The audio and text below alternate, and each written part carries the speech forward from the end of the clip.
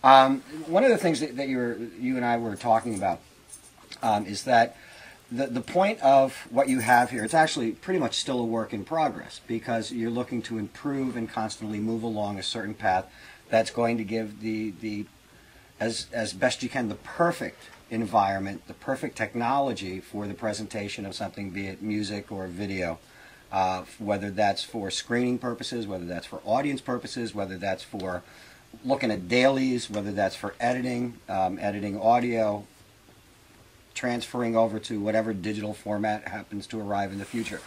Tell us more about that.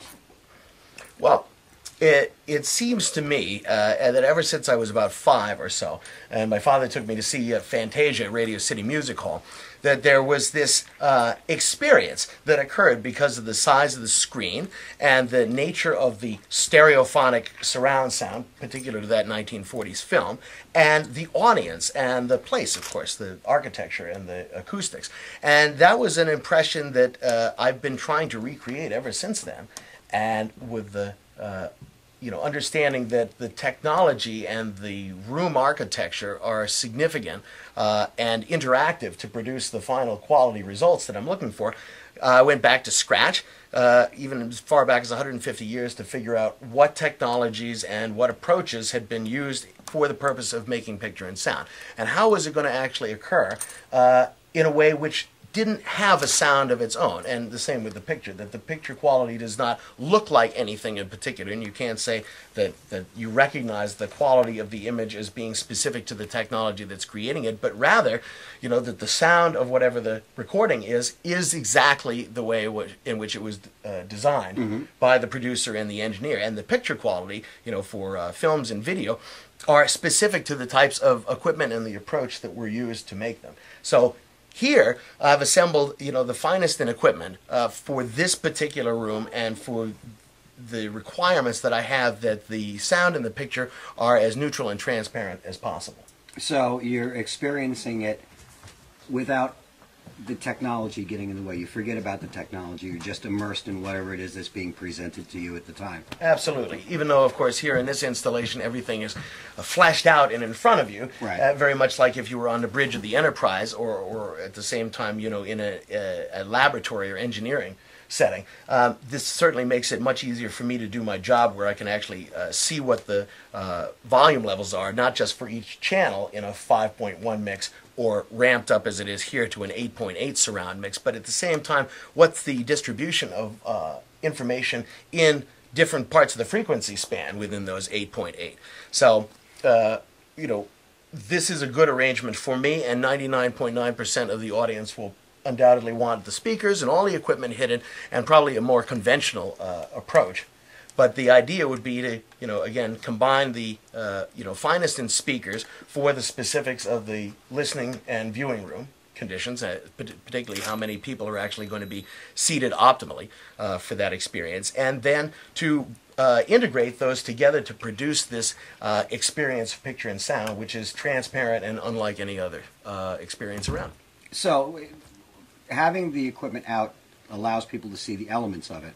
But in practical application and where it would be installed, these things would be up or hidden or behind cloth or something like that. Correct. What do you find in most home theater people, okay, are not putting in $6 million home theaters. We're working within a budget. If there were some elements that you would change in, let's say, the average home theater type of equipment, what would you recommend to any manufacturer, regardless of whether we're talking about audio or we're talking about video? Well, that's a really tough and loaded question, but I think that the most important thing that I've realized is that equipment is largely seen as a disposable commodity at this point. So when I search out for equipment that I'm going to spend a lot of time listening to or looking at, it's very important to me that the characteristics of how it's designed and built reflect that same attention to detail. So for example, the Macintosh amplifiers, as a single example, are all handmade, and they're all handmade in the United States with the exception of the tubes.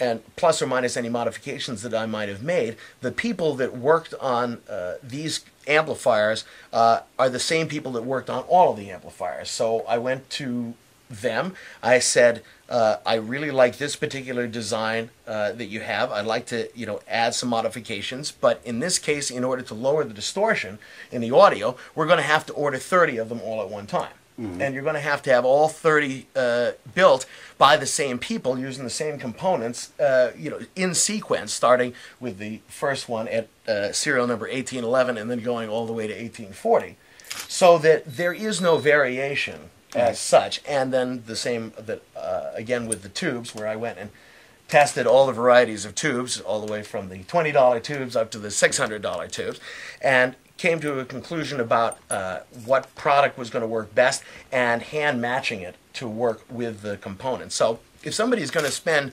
even $6,000 or $10,000, I think the most important thing is that the quality of the technology and its implementation has to be more than just I like the look or the feel or the sound of that component.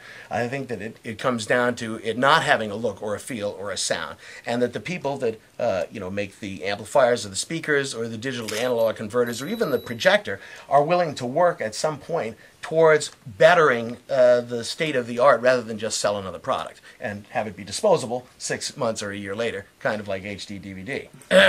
Wait a second. Your cat likes me. Yes. Just like climbed up on my lap, and that's fine. And again, it's because I have black pants on. That's why she's laying here. What we'd like to do is take a look at the gear that you have here. Sure. And I hope the kitty doesn't claw me when I disturb her from her perch. But yeah, let's go through the components and see what you have. Absolutely.